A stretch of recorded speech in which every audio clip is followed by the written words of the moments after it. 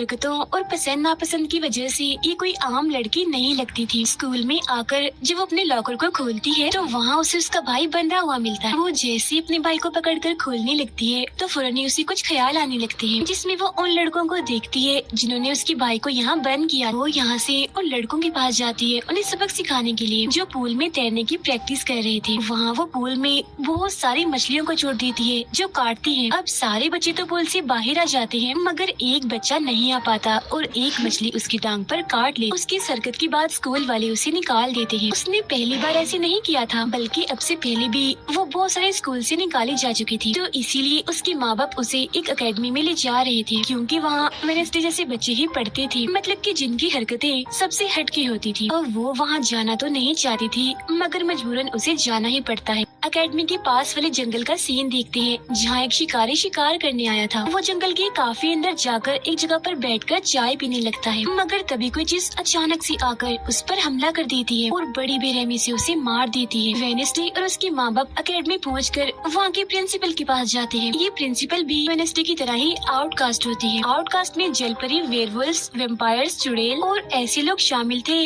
जिनमें जादुई ताकतें पाई जाती है। और इस तरह के ही सारे बच्चे इस एकेडमी में पढ़ते हैं। वेडनेसडे के साथ जिसने कमरे में रहना था, यानी उसकी रूम में, उसने कमरे को काफी रंगीन बनाया हुआ था। इसीलिए सब कुछ वेडनेसडे को पसंद नहीं आता, क्योंकि उसे तो बस काला रंग ही पसंद था। यहाँ का सारा माहौल देखकर वो मुंह बना लेती है। तब उसकी रूममेट उससे पूछती है, तुम ठीक हो ना, क्या हुआ तुम्हें? जिस पर उसके डैड जवाब देते हैं, मेरी बेटी बड़ी अजीब है, काफी बोर है और बस इसे तुम जिंदा लाश समझो। अपने डैड की ये बातें सुनकर वेडनेसडे उन्हें घूरने लगती है। अब उसकी रूममेट उसे पूरे एकेडमी घुमा रही थी कि तभी एक लड़का वहाँ आकर वेडनेसडे से उसकी फेसबुक आईडी मांगता है, जिस पर वो कहती है, मैं कोई भी सोशल मीडिया इस्तेमाल नहीं करती, क्योंकि सोशल मीडिया हड्डियों को सड़ा देने वाली सिर्फ एक बीमारी है और कुछ भी नहीं। जाने से पहले वेडनेसडे की मॉम उसे कहती है, अब तुम यहाँ से कभी भाग नहीं पाओ। जिस पर वो कहती है, देख लीजिएगा, मैं आपसे वादा करती हूँ कि जल्दी मैं यहाँ से भाग जाऊंगी। वहाँ से जाते वक्त उसके डैड वहाँ एक हाथ छोड़ देते हैं ताकि वो वेडनेसडे पर नजर रख सके। उधर जंगल में जब पुलिस छानबीन करने आती है तो उन्हें उस शिकारी की लाश के टुकड़े अलग अलग जगहों पर पड़े मिलते हैं। ऐसा हादसा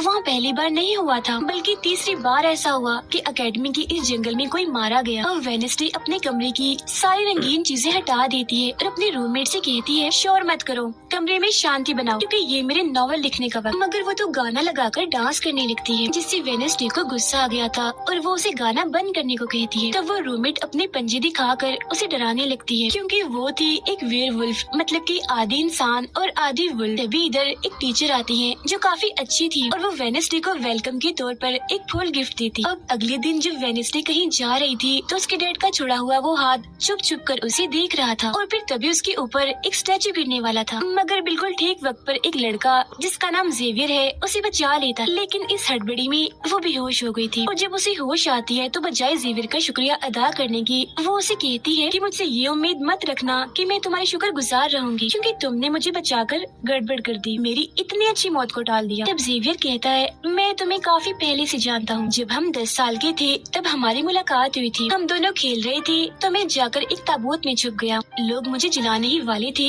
मगर तुमने मेरी जान बचा ली और आज मैंने तुम्हारी जान बचाकर हिसाब बराबर कर। वेडनेसडे जब अपने कमरे में आती है तो उसे अपने बेड पर कुछ महसूस होता है। वो जैसे बिस्तर हटाती है तो वहाँ उस हाथ को देखकर फौरन उसे पकड़ लेती है और पूछती है, तुम कौन हो और यहाँ क्या कर रही हो? जिस पर वो कहता है, मुझे तुम्हारे डैड ने तुम पर नजर रखने को कहा है, वही मुझे यहाँ पर छोड़ कर गए हैं। और वो उसे कहती है, मगर आज के बाद तुम मेरे लिए काम करोगे, वरना मैं तुम्हें हमेशा हमेशा के लिए दराज में बंद कर दूंगी। तो वो इस चीज के लिए मान जाता है कि ठीक है, मैं हर तरह से तुम्हारी मदद करूँगा।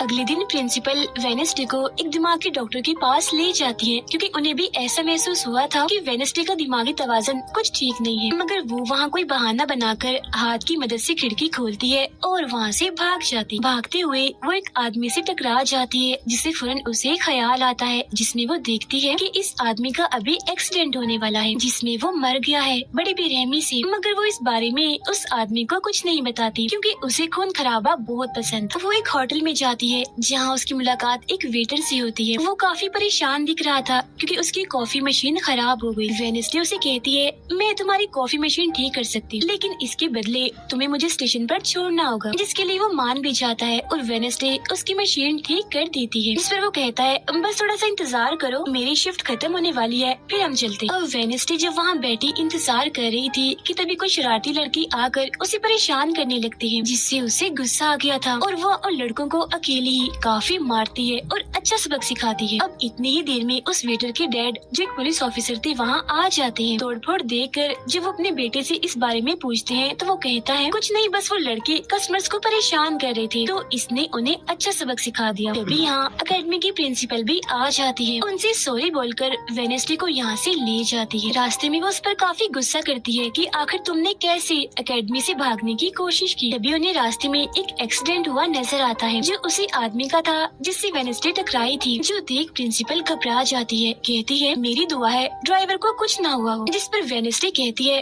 वो तो मर गया है और उसकी गर्दन भी टूट गई है। फिर अकेडमी में आने के बाद वेनेसडे गिटार बजाने लगती है। वो काफी अच्छा बजा रही थी, जिसकी धुन प्रिंसिपल के साथ साथ काफी बच्चों को भी पसंद आती। रूममेट जब कमरे में आती है तो उसकी नजर हाथ पर पड़ती है, जिस बारे में वो वेनेसडे से पूछती है कि ये क्या चीज है, जिस पर वो जवाब देती है कि ये हमारी एडम फैमिली का एक मेंबर है। अब हम एक अनजान लड़के को देखते हैं जो लाइब्रेरी में जाकर एक किताब से एक सफा फाड़ लेता है, जिस पर एक तस्वीर बनी हुई। उधर हाथ वेटर के घर पहुंच जाता है, जिसे देख वो काफी डर गया था और उसे मारने लगता है। फिर हाथ उसे बैठने का इशारा करके उसे वेनेसडे का नंबर देता है और उसे फोन करने का कहता है। फिर जब वेटर उसे कॉल करता है तो वो कहती है कि हमारी अकेडमी में एक त्योहार मनाया जाने वाला है, जहाँ सभी बच्चे आएंगे। मैं वहाँ से भागने वाली हूँ और अगर तुम मुझे स्टेशन तक पहुँचा दोगे तो मैं तुम्हें काफी अच्छा इनाम दूंगी। जिस पर वो वेटर मान भी जाता है। जब वो त्योहार में जाती है तो देखती है कि प्रिंसिपल की नजर मुझ पर ही है, इसीलिए वो एक आदमी को पैसे देकर प्रिंसिपल का ध्यान भटकाने का कहती है। अब वेटर वहाँ आकर वेनेसडे के जाने से पहले उसे उसके डैड का एक पुलिस रिकॉर्ड तोहफे में देता है, जो उसने